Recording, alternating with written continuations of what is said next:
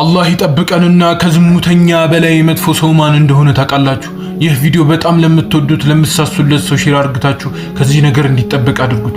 ሙሳ አለይሂ ሰላም ዘንድ አንዲት ግለሰብ ትመጣና ያ ሙሳ እኔ ወንጀል ሰርቻለሁ ወደ አላህ መመለስ ፈልጋለሁ ትለዋለች። ሙሳ አለይሂ ሰላም ወንጀልሽ ምንድነው ብለው ይጠይቋታል።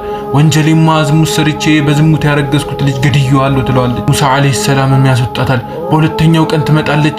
ያ ሙሳ እኔ ወደ አላህ መመለስ ፈልጋለሁ ትለዋለች። ሙሳም በሁለተኛው ቀን ተመሳሳይ ምላሽ ይመልስላታል። አላህም ወህይ ያወረደ ተውበት የምታደርገው ለመመለስ ካት ይለዋል። አላህም ከዝሙተኛ በላይ እኔ ዘንድ ማን እንደሆነ ታውቃለህ የተጠላው ብሎ ይጠይቀዋል። ከዝሙተኛ ነፍስ ካጠፋ ሰው በላይ አንተ ዘንድ መጥፎ ማን ነው ብሎ ይጠይቀዋል ሙሳ አለይሂ ሰላም። አላህ ሱብሓነሁ ወተዓላ እንዲህ ይለዋል፣ ታሪኩ ሰላህ ሰላቱን የተወሰው እኔ ዘንድ ከዝሙተኛ ከገዳይም በላይ ነው አሉ። ስለዚህ ወንድሜ ሰላተን ስገድ፣ እህቴም አንቺም